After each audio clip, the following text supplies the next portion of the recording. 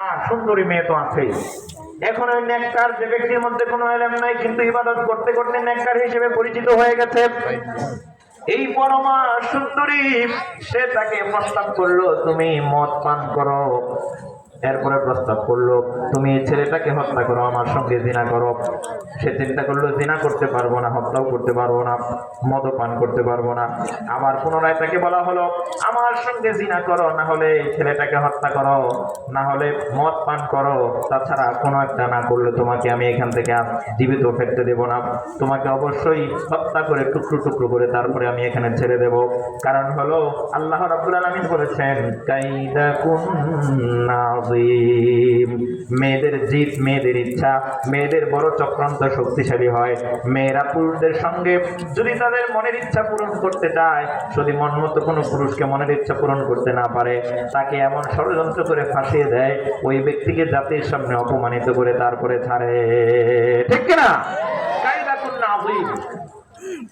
এবার যখন ওই নেককার ব্যক্তিটি চিন্তা করলো, জিনা করলে তো কবিরা গুনাহ হয়ে যায়, এই ছেলেকে হত্যা করলে তো আরো মস্ত বড় কবিরা গুনাহ হয়ে যায়, কিভাবে এত মস্ত বড় কবিরা গুনাহ করতে পারি। যেহেতু এলেম নাই, মদ পান সম্পর্কে তার তেমন একটা ধারণা ছিল না, সে বলল, দুইটা হুকুম অমান্য করেছি, মদ পান করাটা যদি অমান্য করি।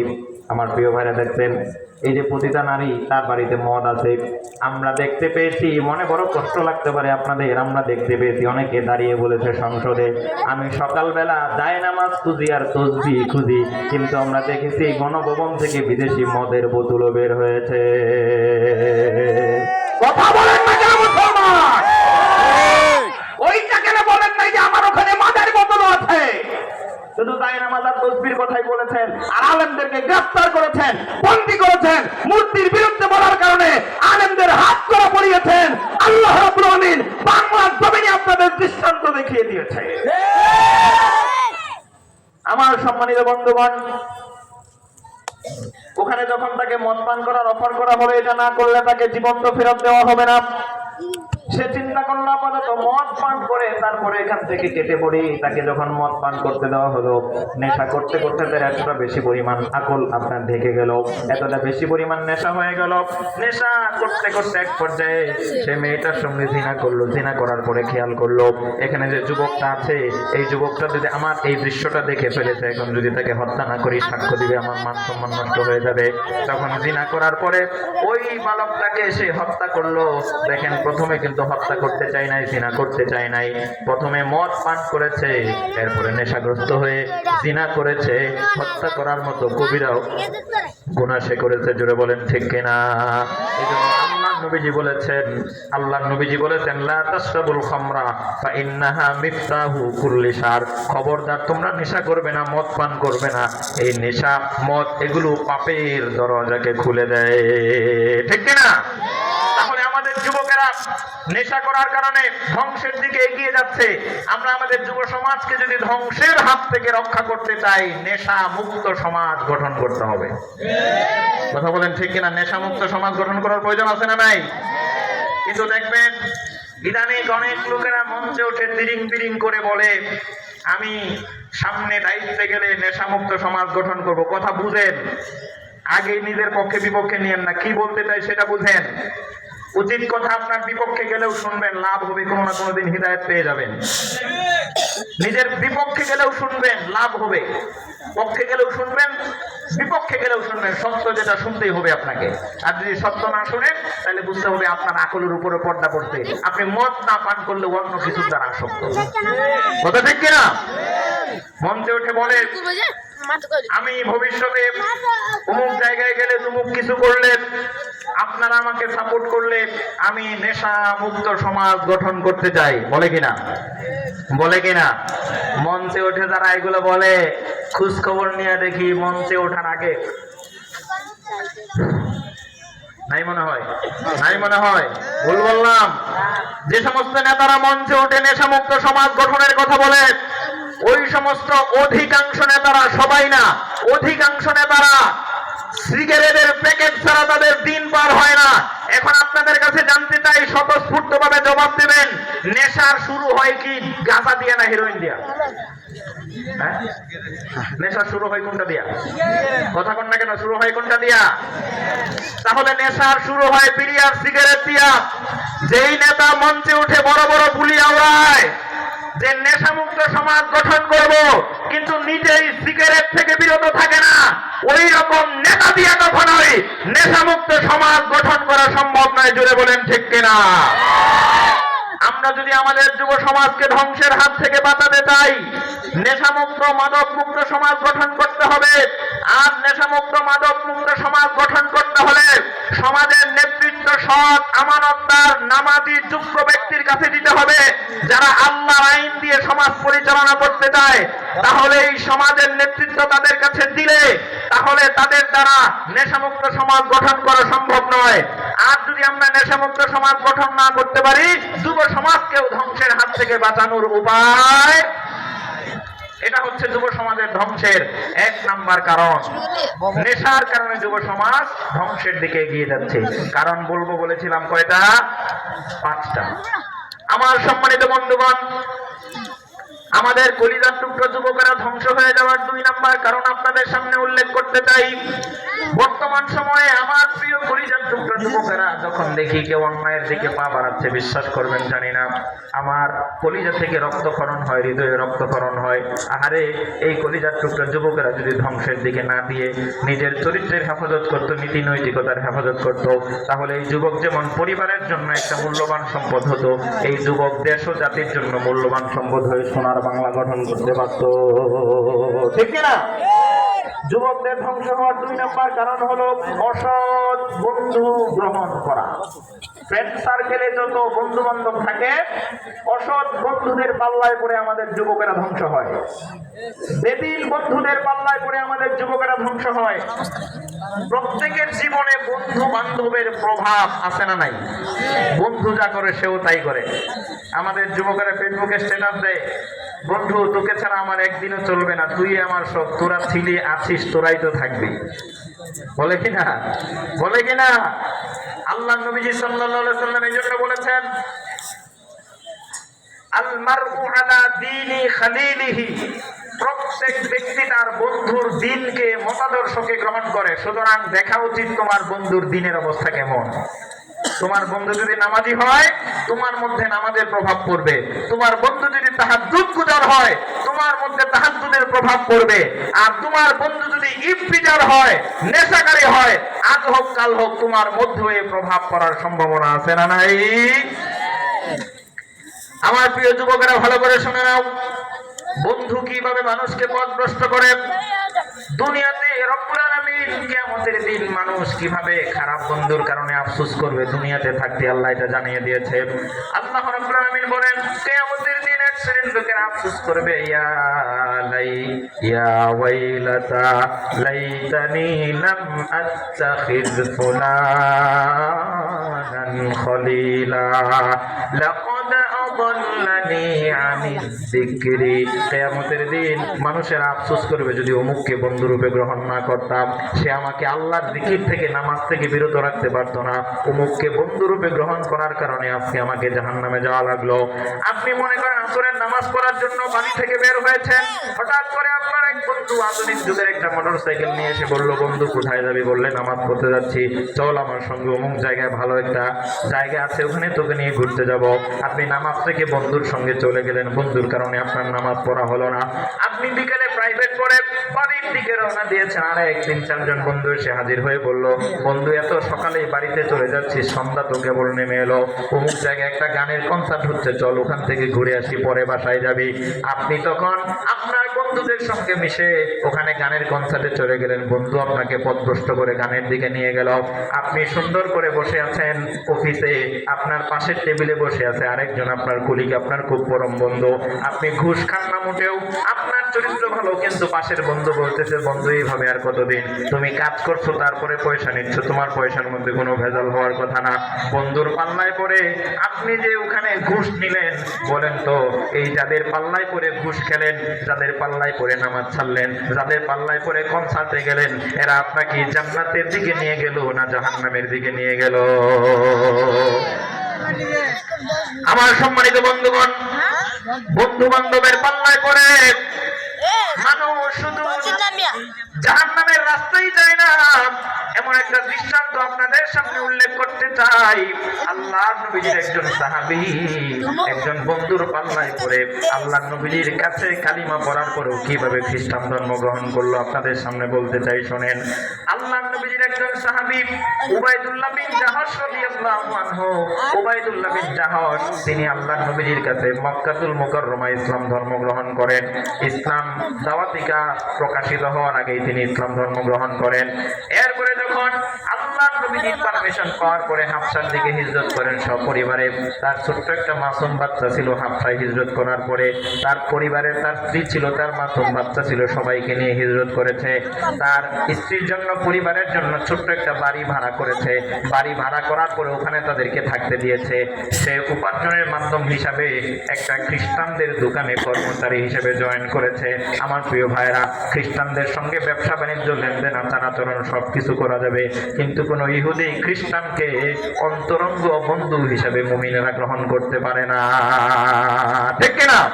কুরআনুল কারীমে এই ব্যাপারে জানিয়ে দিয়েছে, ইয়া আইয়ুহাল্লাযীনা আমানু লা তাত্তাখিযুল ইয়াহুদা ওয়ান নাসারা আউলিয়া বা'দুহুম আউলিয়াউ বা'দ। আল্লাহ রাব্বুল আলামিন বলেন, ও দুনিয়ার মানুষেরা, তোমরা ভালো করে মুমিনেরা শুনে নাও, ইহুদি খ্রিস্টানদেরকে অন্তরঙ্গ বন্ধু বানাবে না। ইহুদি খ্রিস্টানেরা একে অপরের বন্ধু, মুসলমানদের চিরশত্রু। জুড়ে বলেন ঠিক কিনা? বাড়ি ভাড়া করে দিয়েছে, স্বামী আর স্ত্রী দুজনেই খুব ভালো করে সুখের সংসার চলতেছিল। আল্লাহ রাব্বুল আলামিন তাদের একটা ফুটফুটে কন্যা সন্তান দান করেছেন। কন্যা সন্তানকে দ্বীনের প্রশিক্ষণ দিচ্ছিলেন মা, আর বাবা চাকরি করে খ্রিস্টানদের দোকানে। সংসার তাদের খুবই ভালো চলতেছিল। খ্রিস্টানদের সঙ্গে দোকানে চাকরি করার সুবাদে ভালো একটা বন্ধুত্বের সম্পর্ক তৈরি হলো। 2-3 জন খ্রিস্টান বন্ধুদের সঙ্গে মিলেমিশে একদিন নেশা করলো, মদ পান করলো। মদ পান করার পরে বাড়ি এসে তার নেককার স্ত্রী উম্মে হাবিবা রাদিয়াল্লাহু আনহাকে আঘাত করলো, প্রচন্ড মারধর করলো। নেশা করে বাড়ি ফিরে স্ত্রীকে মারধর করে এমন যুবক বর্তমানে বাংলাদেশে আছে না নাই? স্ত্রীকে প্রচন্ড মারলো, কিন্তু আল্লাহর দরবারে তার স্ত্রী দোয়া করে, রব্বুল আলামিন, আমার স্বামী নেশা করে, বন্ধু বান্ধবের পাল্লায় পড়ে নেশা করে আমাকে আঘাত করেছে, আমার কোনো আফসোস নাই। আপনি তো হেদায়েত দান করার মালিক, আমার স্বামীকে আপনি হেদায়েত দান করেন। স্ত্রী যতই দোয়া করে, কিন্তু তার দোয়া কেমন যেন কাজে লাগে না, কাজে লাগে না, এমন একটা অবস্থা বোঝা যায়। কয়েকদিন আরো চলে গেল। আগে যদি সামান্য নেশা করতে, এখন বেশি করে নেশা করে। ইসলাম ধর্মের প্রতি কেন যেন তার একটা বিতৃষ্ণা চলে এলো। এইভাবে কিছুদিন যাওয়ার পরে একদিন প্রচন্ড স্ত্রীকে মারলো।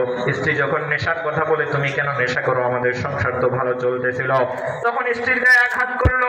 আঘাত করার পরে স্ত্রী বেহুশ হয়ে পড়ে গেল। ওই অবস্থায় সে স্বপ্নে দেখে যে তার স্বামীকে নিয়ে কোথাও ঘুরতে বের হয়েছে। বের হওয়ার পরে সমুদ্রে পড়ে গিয়েছে। তার স্বামী হাঁটু পর্যন্ত ডুবেছে, তুলে টানার জন্য তুলতে পারেন না। এরপরে বুক পর্যন্ত, এক পর্যায়ে যখন একেবারে পুরোটাই তার স্বামীর শরীর ডুবে যাচ্ছিল, হঠাৎ করে তার স্বামীকে টানতে চাইলো, তুলতে পারলেন না। তার স্বামী ডুবার সময় মারাত্মক জোরে একটা চিৎকার দিয়ে বলল, আমার স্ত্রী, তুমি আমাকে বাঁচাও। সে তার স্ত্রী তাকে বাঁচাতে পারলো না। তখন স্ত্রী বাঁচাতে না পারার কারণে এই দুঃস্বপ্ন দেখার পরে হঠাৎ করে যখন সজাগ পেয়ে গেল, সজাগ পাওয়ার পরে প্রচন্ড অস্থিরতা শুরু হয়েছে, শরীরটা ঘেমে গিয়েছে। বলেন তো, কেউ যদি দুঃস্বপ্ন দেখে, খারাপ স্বপ্ন দেখে, যতক্ষণ ব্যাখ্যা জানতে না পারে মনটা অস্থির থাকে কি থাকে না? আমার স্বামী সমুদ্রে ডুবে গিয়েছে, কি ব্যাখ্যা হতে পারে, কি এটা তাবির হতে পারে? চিন্তিত হয়ে গেলেন। দিনের বেলা তার স্বামী বাড়ি ফিরল। বাড়ি ফেরার পরে স্ত্রীকে বলতেছে, আমি তোমার সঙ্গে খুবই খারাপ আচরণ করেছি, তখন আমি নেশাগ্রস্ত ছিলাম, কিন্তু নেশাগ্রস্ত হই আর যাই হই না কেন, আমি আমার খ্রিস্টান বন্ধুদের সঙ্গে মিলেমিশে আমার এমন অবস্থা তৈরি হয়েছে, খ্রিস্টান ধর্মের প্রতি আমার একটা ঝোঁক তৈরি হয়েছে। আমি সিদ্ধান্ত নিয়েছি ইসলাম ত্যাগ করব, খ্রিস্টান ধর্ম গ্রহণ করব। ওই মুহূর্তে স্ত্রীর সামনে সে বন্ধু বান্ধবের পাল্লায় পড়ে নেশা করে ইসলাম ত্যাগ করে খ্রিস্টান ধর্ম গ্রহণ করে নিল। জোরে কর নাউযুবিল্লাহ। ও আমার মুসলিম যুবকেরা, সুতরাং বন্ধু বান্ধব বানানোর ক্ষেত্রে সাবধান। এই বন্ধু যেমন দুনিয়াতে তোমার তোমাকে নামাজ থেকে বিরত রাখলো, গানের অনুষ্ঠানে নিয়ে গেল, ঘুষ খেতে উদ্বুদ্ধ করলো, যদি বেদিন বন্ধুকে ত্যাগ না করো, অসৎ বন্ধুকে ত্যাগ না করো, এই বন্ধুর কারণে তোমাকে বেঈমান হয়ে আল্লাহ জাহান্নামের দিকে যাওয়া লাগবে। কথা বলেন ঠিক কিনা? এই বন্ধু বান্ধবের কারণে আমাদের প্রিয় যুবকেরা 2 নম্বর কারণ, এই জন্য ধ্বংসের দিকে এগিয়ে যাচ্ছে। আমার সম্মানিত ভাইয়েরা, যুবকদের ধ্বংসের 3 নম্বরের একটা কারণ আপনাদের সামনে তুলে ধরতে চাই, সেটা হলো বিজাতীয় সংস্কৃতির অনুসরণ। কি বললাম? বিজাতীয় কালচারকে অনুসরণ করা। আমার প্রিয় ভাইরা, আমরা মুসলিম জাতি হিসেবে আমাদের নিজস্ব কালচার আছে না নাই? কথা বলতে হবে, আছে না নাই? এই যে ওয়াজ মাহফিল, এটা বিশ্ব নবীজি সাল্লাল্লাহু আলাইহি ওয়াসাল্লামের যুগ থেকে চলে আসা মুসলিমদের একটি কালচার। এটা যেমন আমাদের জন্য আনন্দের বিষয়, ঠিক তেমনি ভাবে এটা আমাদের ঈমান আমল হেফাজতের একটি মাধ্যম। কথা ঠিক কিনা? আমার প্রিয় ভাইরা, এই মুসলিমদের কালচার বাদ দিয়ে ইদানিং আমরা দেখতে পেয়েছি বাংলাদেশে এমন ইসলাম বিদ্বেষী কিছু লোকেরা অত্যাধুনিক কালচারের নামে মুসলমানদেরকে, যে পয়লা বৈশাখে হয় মঙ্গল শোভাযাত্রায় বিভিন্ন মুখোশ পরে, বানরের মুখোশ পরে, কেউ বাঘের মুখোশ পরে, কেউ গরুর মুখোশ পরে, এই মুখোশ পরে মুসলমান সন্তানদেরকে বোঝানো হয় মুখোশ পরে একটা বটতলা চত্বর দিয়া রমনার বটমূলে রাউন্ড দেই, আমাদের কপালে মঙ্গল চলে আসবে। ও আমার প্রিয় ভাইরা, এই মঙ্গল শোভাযাত্রা কখনোই মুসলিমদের কালচার হতে পারে না। এরপরে আপনার আরেকটা কালচার মুসলিমদের উপর চাপিয়ে দেওয়া হচ্ছে, বিজাতি কালচার, সেটা হচ্ছে ভ্যালেন্টাইন ডে, বিশ্ব ভালোবাসা দিবস। আছে না নাই? এই বিশ্ব ভালোবাসা দিবসের বেহায়াপনা, এটা বিজাতীয় কালচার। আমার সময় কম, খুবই সংক্ষিপ্ত করে বলছি। এরপরে বসন্ত বরণের ছেলে আর মেয়ে বাসন্তী রঙের শাড়ি পরে সারাদিন ঘোরাফেরা করে। আপনি তো হাজী সাহেব মানুষ, আপনি তো আল্লাহর ওলি মানুষ, বুজুর্গ মানুষ, নিজেকে মনে করেন তাসবিহ পড়তে পড়তে মসজিদ থেকে বের হতে অনেক সময় লাগে আপনার। সবই ঠিক আছে, সবই ভালো কাজ, কিন্তু আপনি মসজিদ থেকে বের হয়ে আপনার সন্তানকে আর খুঁজে পেলেন না। জিজ্ঞাসা করলেন কোথায় গিয়েছে, আপনি ওগুলো বুঝবেন না। আপনার সন্তান আজকে বসন্ত বরণ করতে গিয়েছে হলুদ শাড়ি পরে আর হলুদ পাঞ্জাবি পরে। একজনের ছেলে আরেকজনের মেয়ে, যাদের সঙ্গে দেখা করা হারাম, কথা বলা হারাম, তারা যদি বসন্ত বরণের নামে হলুদ পাঞ্জাবি আর শাড়ি পরে ওইভাবে অন্যায়ভাবে অশ্লীলভাবে ঘোরাফেরা করে, এই ছেলে মেয়ে কখনোই নীতি নৈতিক দিক থেকে ভালো হওয়ার সম্ভাবনা। এই যে কালচার, এটা মুসলিমদের কালচার নয়। এই কালচার থেকে বের হয়ে আসতে হবে আমার প্রিয় ভাইরা। এরপরে আরেকটা খুব জোশের সাথে আমাদের যুবকেরা পালন করে 31st নাইট ডে, আছে না নাই? রাতের বেলায় নতুন বছর শুরু হবে, তার আগের রাতে সারা রাত ব্যাপী বন্ধু বান্ধবেরা মিলে পার্টি দেয়, খাবারের আয়োজন করে, গানের আয়োজন করে, বক্স বাজিয়ে মানুষকে ঘুমোতে দেয় না। এই যে কালচারগুলো, এই কালচারগুলো কোনো মুসলিম যুবকেরা পালন করতে পারে না। এগুলো মুসলিমদের কোনো কালচার নয়। চিল্লায় বলেন ঠিক কিনা? এই বিজাতীয় কালচারের কারণে আমাদের মুসলিম যুবকেরা ধীরে ধীরে তাদের অন্তর থেকে ইসলামের প্রতি ভালোবাসা, ইসলামের প্রতি মুহাব্বত, ইসলামের প্রতি যে একটা তাদের প্রভাব, এটা ধীরে ধীরে বিদায় নিচ্ছে। আর ইসলাম বহির্ভূত কাজের দিকে তাদের দিল মন ঝুঁকে পড়তেছে। এই 3 নম্বর কারণ, বিজাতীয় কালচারের কারণে আমাদের যুবকেরা ধ্বংসের দিকে এগিয়ে যাচ্ছে। কথা বুঝতে পেরেছেন আমার সম্মানিত বন্ধুগণ? 4 নম্বর কারণ, অনলাইনে আসক্তি। অনলাইনে বেশি আসক্ত হওয়া। বর্তমান সময়ে আমি সেদিন একটা জরিপের মধ্যে দেখলাম, যাদের ফেসবুক আইডি আছে, মুরব্বীরা আলহামদুলিল্লাহ এই গুনাহ থেকে বেঁচে গিয়েছেন, যাদের ফেসবুক আইডি আছে, সবচেয়ে কম, যদি যারা একেবারে কম চালায়, নিয়মিত চালায় কিন্তু কম চালায়, তারাও কম চালাতে গিয়ে 24 ঘন্টায় 2 ঘন্টা চালায়। কত? 24 ঘন্টায় কতক্ষণ চালায়? 2 ঘন্টা চালায়। যারা একেবারে কম ফেসবুক চালাতে গিয়ে 24 ঘন্টায় 2 ঘন্টা চালায়, যারা বেশি চালায় তাদের কি অবস্থা? চিন্তা করছেন অবস্থাটা? পড়াশোনা করতে গিয়েছে আপনার ছেলেটা, ঘরে কলেজে পরীক্ষা, তার 4-5 দিন পরে পড়াশোনায় মন বসে না, একটু পড়ার পরে মন চাচ্ছে 5 মিনিট এফবি থেকে ঢুকে আসি, 5 মিনিট আমার আইডি থেকে একটু ঘুরে আসি। 5 মিনিটের কথা বলে কোন দিক দিয়ে 50 মিনিট চলে গেছে টেরও পায় না। আছে না নাই? বাস্তব না অবাস্তব? এই সোশ্যাল মিডিয়ায় সময় দেওয়ার কারণে শুধু সময় নষ্ট হচ্ছে তা না, এটাকে ওরা এমন ভাবে সাজিয়েছে, ওদের একটা অ্যালগরিদম আছে, ওখানে সোশ্যাল মিডিয়াতে এমন ভাবে সাজিয়েছে, একটার পর একটা আপনি স্ক্রল করতেছেন, স্ক্রল করে করে করে করে বলেন তো কখনো শেষ হয়েছে জীবনে? শেষ করতে পারছেন কেউ? যতক্ষণ নেট আছে আর ফোনের চার্জ আছে, শেষ করতে পারছেন কখনো? শেষ করা সম্ভব?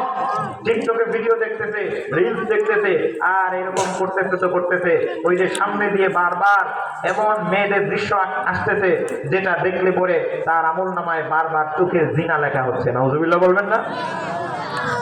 বারবার যার প্রতিনিয়ত চোখের জিনা, চোখের যেই চোখ দিয়ে জিনা হচ্ছে, আপনি যে চোখ দিয়ে এই জিনার দৃশ্যগুলো দেখছেন, বেগানা মেয়ে মানুষকে দেখছেন, আল্লাহর নবী সাল্লাল্লাহু আলাইহি সাল্লাম বলেন, ইন্নান নাযরা সাহমুম মিন সিহামি ইবলিস মাসমুম, নজর হলো ইবলিসের বিষাক্ত একটা তীর। মানুষ যখন দেখে, চোখ দিয়ে এটা লেগে যায় তার অন্তরের মধ্যে, অন্তর তখন গুনাহের প্রতি আকৃষ্ট হয়ে যায়। আল্লাহর নবী সাল্লাল্লাহু আলাইহি সাল্লাম একটা হাদিস উল্লেখ করেছেন, এটা হচ্ছে আপনার হাদিসে কুদসি, আল্লাহর একটি বক্তব্য উল্লেখ করা হয়েছে, যে ব্যক্তির সামনে গুনাহের দৃশ্য কোনো নজরে পড়ে যায়, আল্লাহ রাব্বুল আলামিনের পক্ষ থেকে বলা হয়েছে, যে ব্যক্তি মান তারাকাহা মাখাফাতি আফদালতুহু ঈমানাই ইয়াজআলু হালাওয়াতাহু ফি কলবিহি। আল্লাহ রাব্বুল আলামিন বলেছেন, যদি কোনো ব্যক্তির সামনে চোখের জিনা করার সুযোগ এসে যায়, সে যদি আল্লাহকে ভয় করে চোখের জিনাটাকে ছেড়ে দেয়, এটার বিনিময়ে রব্বুল আলামিন তার অন্তরে ঈমানের এমন মজা দান করবে, সে নামাজ রোজা সব ইবাদত বন্দেগীতে ঈমানের মজা অনুভব করতে পারবে। জোরে কোন সুবহানাল্লাহ। ঈমানের মজা অনুভব করতে পারবে। আল্লাহু আকবার বলেন। এই অনলাইনে বেশি বেশি অ্যাক্টিভ থাকার কারণে আমাদের যুব সমাজ ধ্বংসের দিকে এগিয়ে যাচ্ছে। আমাদের যুব সমাজ ধ্বংসের 5 নম্বর আরেকটা কারণ বলে প্রতিকারের দিকে যাচ্ছি।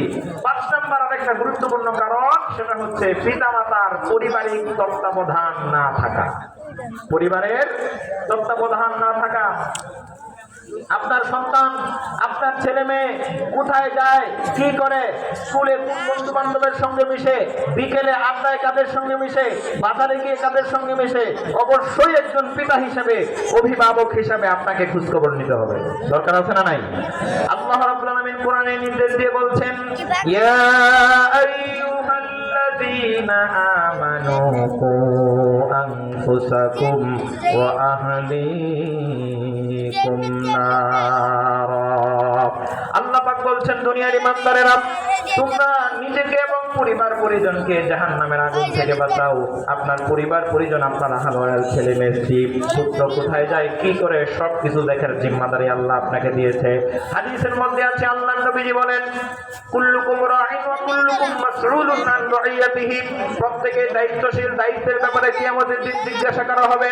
আল ইমামু আলান নাসি রাঈন, ইমাম হলো মুসল্লিদের দায়িত্বশীল, ওয়া হুয়া মাসউলুন আন রাইয়াতিহি, ইমামকে তার দায়িত্ব সম্পর্কে জিজ্ঞাসা করা হবে।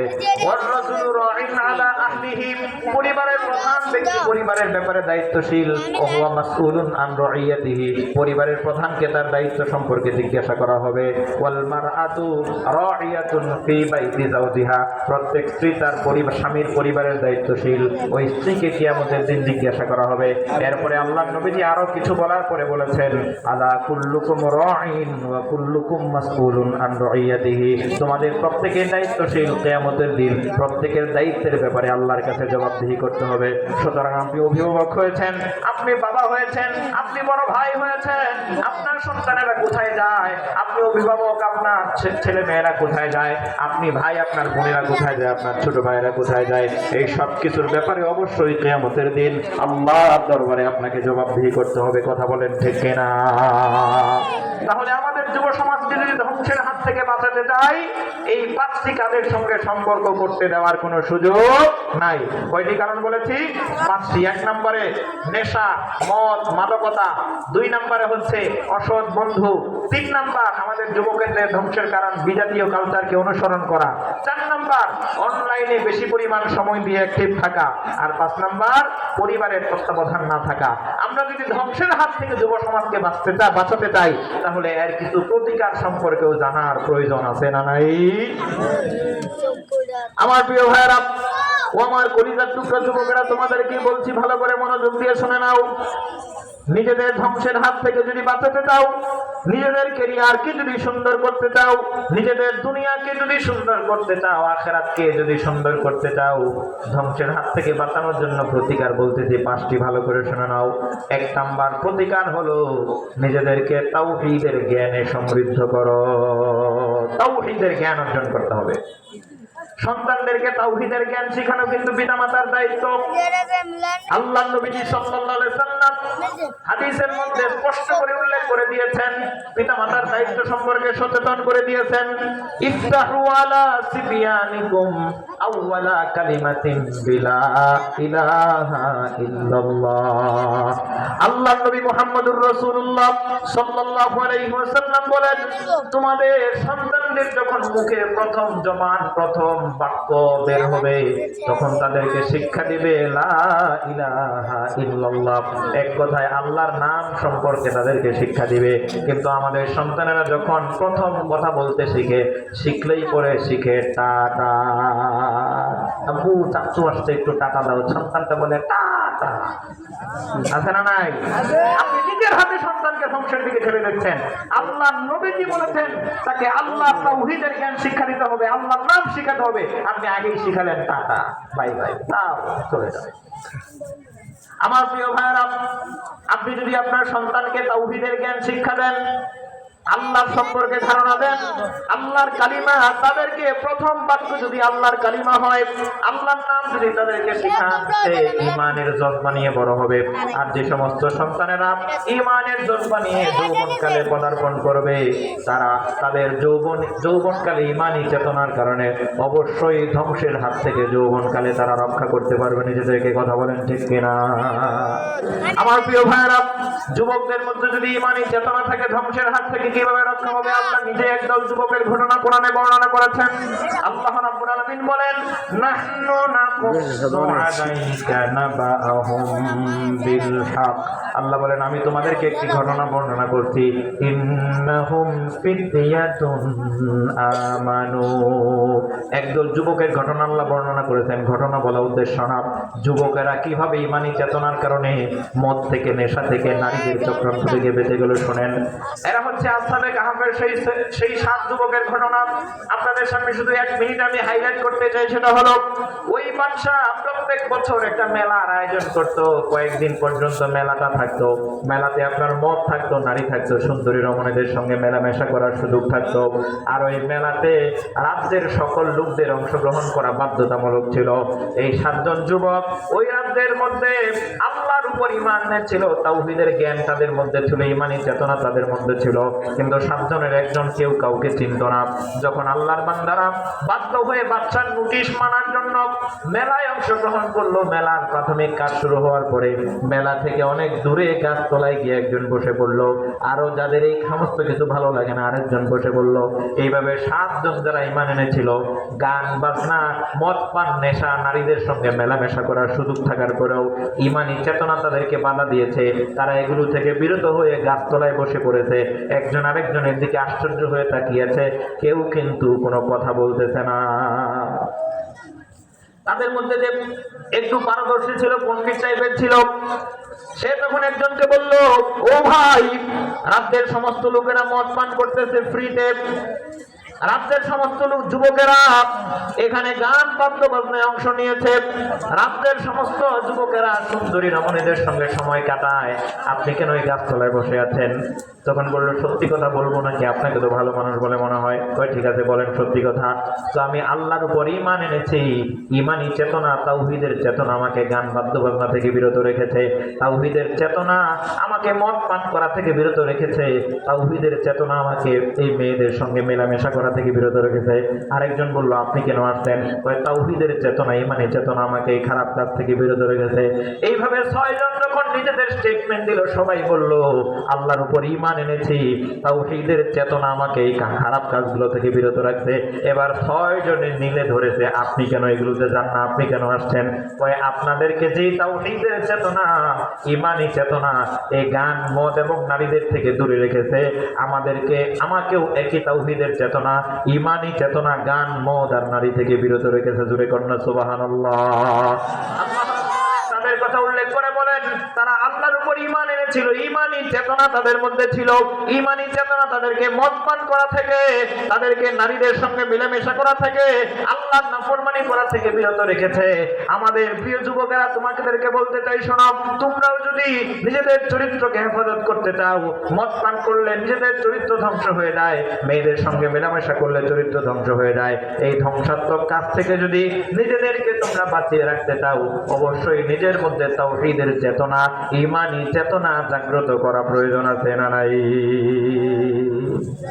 এজন্য নিজেদেরকে বাঁচাতে হলে 1 নম্বরে ঈমানী চেতনা জাগ্রত করতে হবে। ঈমানী চেতনা যার যত বেশি জাগ্রত হবে, ঈমান যার যত বেশি মজবুত হবে, সে ধ্বংসের হাত থেকে নিজেকে তত বেশি বাঁচাতে পারবে। আমার প্রিয় যুবকেরা, ভালো করে শুনে নাও। 2 নম্বরে, তোমরা যদি নিজেদেরকে ধ্বংসের হাত থেকে বাঁচাতে চাও, তোমরা যদি নিজেদের চরিত্রকে হেফাজত করতে চাও, তোমরা যদি নিজেদেরকে সোনার মানুষ হিসেবে পরিণত করতে চাও, 2 নম্বরে আইডল হিসাবে বিশ্ব নবীজিকে গ্রহণ করা লাগবে, রাসূলকে আদর্শ হিসেবে গ্রহণ করা লাগবে। আমাদের যুবকেরা কোনো প্লেয়ারকে আদর্শ হিসেবে গ্রহণ করে, যে অমুক প্লেয়ারকে আমি খুব ভালোবাসি, তার চাল চলন, আচার আচরণ, পোশাক পরিচ্ছদ সব আমার ভালো লাগে।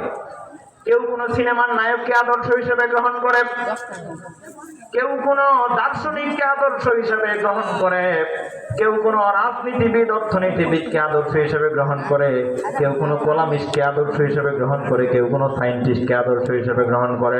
কিন্তু রব্বুল আলামিন পরিষ্কার করে কালামে হাকিমের মধ্যে বলে দিয়েছেন, লাকাদ কানা লাকুম ফি রাসূলিল্লাহি উসওয়াতুন হাসানাহ। পৃথিবীবাসীর জন্য আল্লাহ জানিয়ে দিয়েছেন, আমি তোমাদের জন্য রাসূলের মাঝে রেখে দিয়েছি উত্তম আদর্শ। রাসূলকে যে ব্যক্তি আদর্শ হিসেবে গ্রহণ করবে, সে ধ্বংসাত্মক যত বিষয় আছে, মদ থেকে, নারী থেকে, দুনিয়ার ধ্বংস হওয়ার সকল কার্যকলাপ থেকে নিজেকে বাঁচাতে পারবে। জোরে কন্যা সুবহানাল্লাহ। আমার প্রিয় ভাইরা, আল্লাহর নবীজি যখন মক্কা থেকে মদিনাতুল মুনাওয়ারায় হিজরত করে গেলেন, মদিনাতুল মুনাওয়ারায় হিজরত করার পরে আল্লাহর নবীজি সাল্লাল্লাহু আলাইহি ওয়াসাল্লামের কাছে খবর চলে এলো, ইয়া রাসূলুল্লাহ, একজন যুবক মেয়েদেরকে ইফতিজিং করে, নারীদেরকে ডিস্টার্ব করে, মদ পান করে, তার কারণে মেয়েরা নিজেদেরকে অনিরাপদ মনে করে, রাতের বেলায় বা বিকেল বেলায়, সকাল বেলায় মেয়েরা তার কারণে রাস্তায় চলাফেরা করতে পারে না। আল্লাহর নবীজি সাল্লাল্লাহু আলাইহি ওয়াসাল্লাম ছিলেন মুস্তাজাবুদ দাওয়াত। আল্লাহর নবীজি আল্লাহর কাছে দোয়া করলেন, হায় আল্লাহ, যেই যুবকটা মেয়েদেরকে ইফতিজিং করে, মদ পান করে, সন্ত্রাসী করে, চাঁদাবাজি করে, ওই যুবকটাকে তুমি হিদায়াতের আলো দান করে ইসলামের ছায়া তুলে নিয়ে আসো। আল্লাহর নবীজির দোয়া করতে দেরি হয়, কবুল হতে দেরি হয় না। আল্লাহর নবীজি দোয়া করার কারণে ওই যুবকটা যখন ইসলামের ছায়া তুলে প্রবেশ করলো, আল্লাহর নবীজির হাতে হাত রেখে দিনের বেলা ইসলাম ধর্ম গ্রহণ করলো। সে যখন বিকেল বেলা মরুভূমির মধ্যে দিয়ে তার বাড়ি ফিরতেছিল, সন্ধ্যা যখন হয়ে গেল, অন্যদিক থেকে সন্ধ্যা যখন হয়ে গেল, মাগরিবের আযান হয়ে গেল, আরেক দিক থেকে আসতেছিল একজন মেয়ে মানুষ, যে ওই যুবককে ভালো করেই চিনত, যে যুবকটা ধর্ষণ করে, মেয়েদের সঙ্গে খারাপ আচরণ করে, ইফতিজিং করে।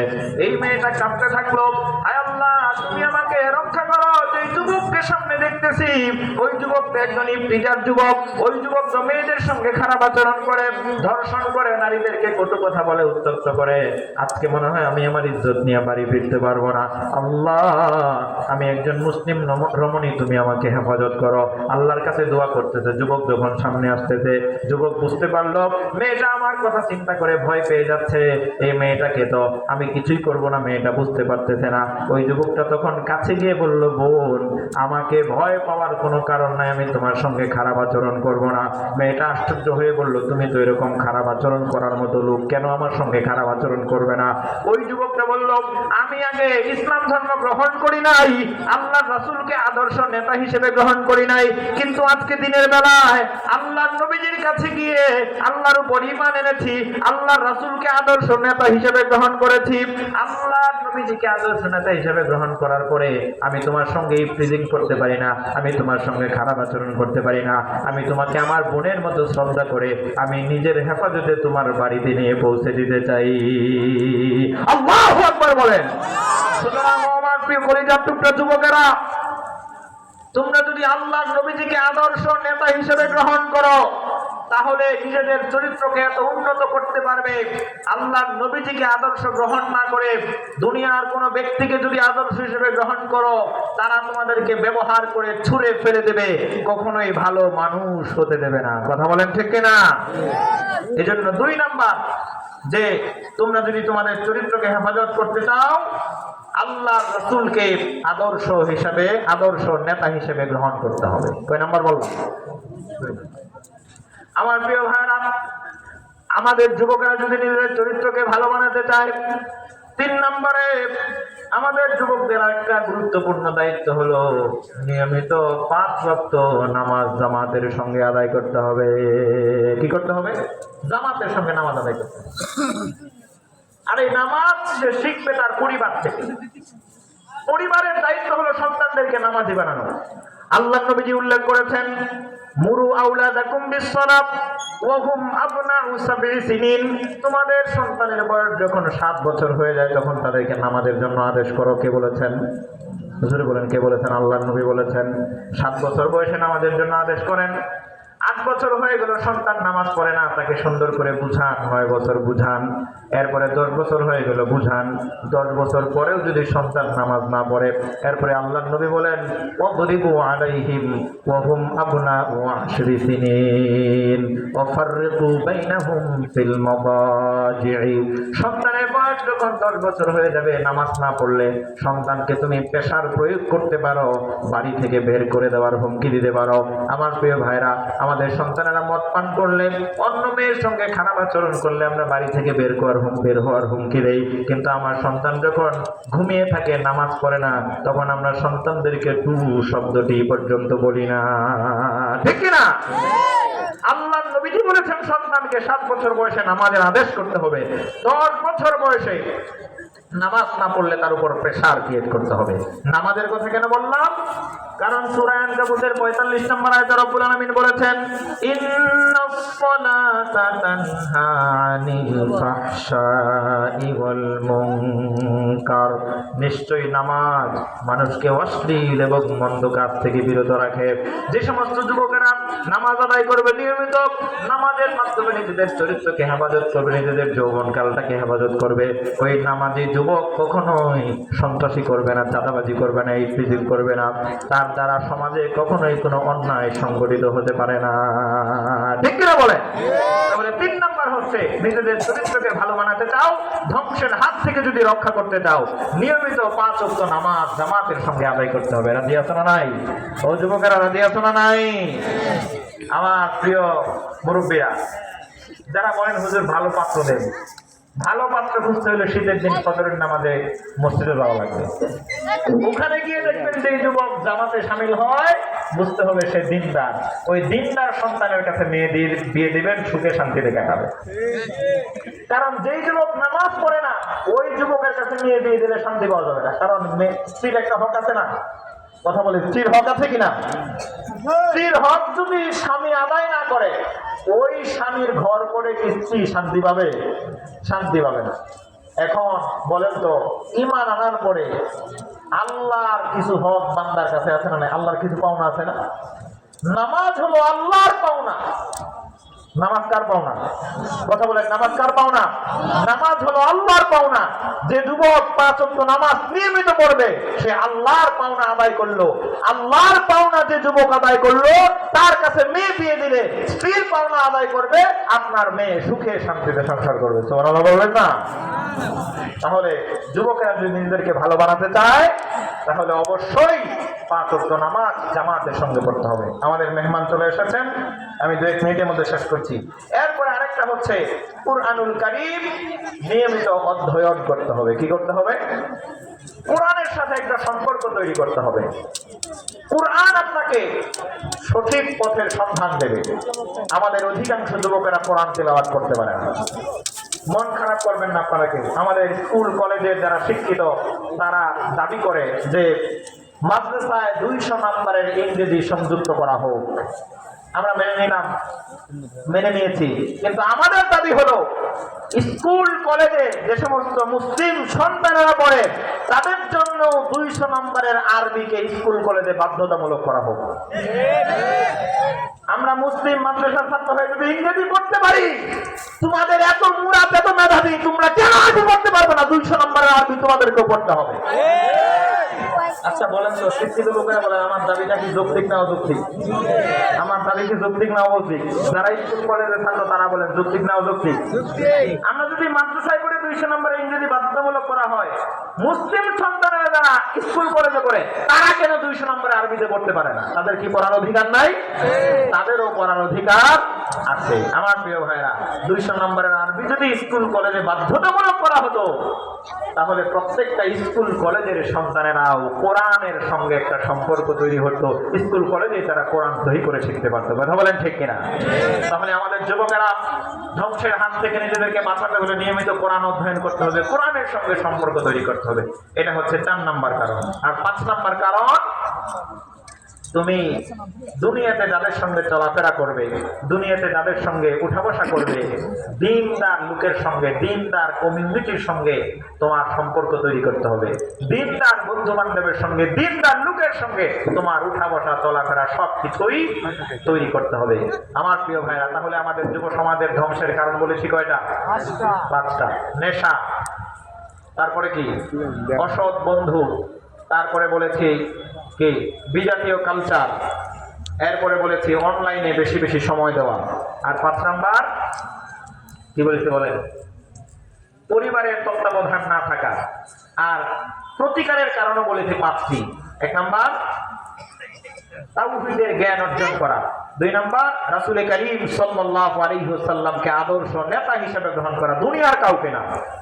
আর 3 নাম্বার আপনার নিয়মিত 5 ওয়াক্ত নামাজ আদায় করা। 4 নাম্বার কোরআনের সঙ্গে সম্পর্ক করা। আর 5 নাম্বার দিনদার বন্ধু বান্ধবের সঙ্গে সম্পর্ক তৈরি করা, দিনদার লোকের সঙ্গে সম্পর্ক তৈরি করা।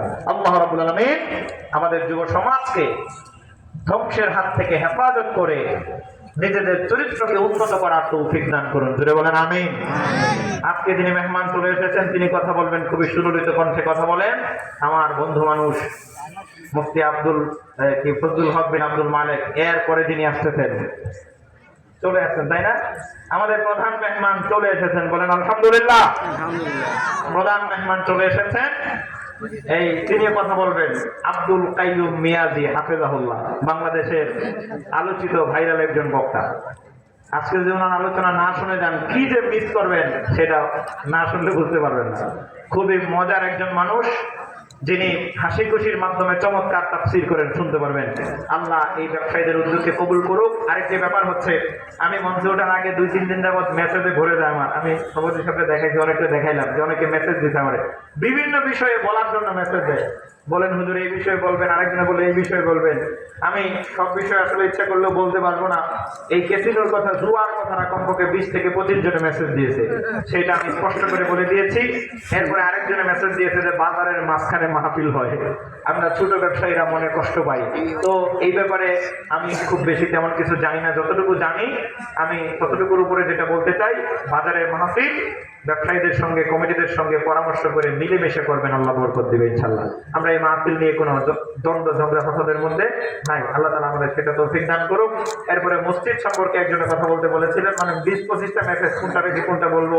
আমি যুবকদের জন্য কিছু বললাম, মসজিদের কমিটিতে দিনদার লোক নিয়োগ দিবেন, এইটাও আমি বলে গেলাম। আল্লাহ তাআলা তৌফিক দান করুক, শেষ পর্যন্ত থাকবেন। আজকের মতো বিদায় নিচ্ছি। আসিম বাজার হেফখানার মাহফিল ডিগ্রি কলেজ মাঠে ডিসেম্বরের 12 তারিখ, সেখানে প্রধান মেহমান হিসেবে আসবেন কলামিস্ট জুবায়ের আহমদ, খুবই প্রখ্যাত একজন আলেম, বিচক্ষণ বক্তা। অনেক হাজার এরকম বক্তা একজন আছে, ওই রকম একজন আলেম আসবেন, সেখানে আপনারা অংশগ্রহণ করবেন ডিসেম্বরের 12 তারিখ আসিম বাজার হেফখানার মাহফিল। আজকে বিদায় নিলাম। আসসালামু আলাইকুম ওয়া রাহমাতুল্লাহি।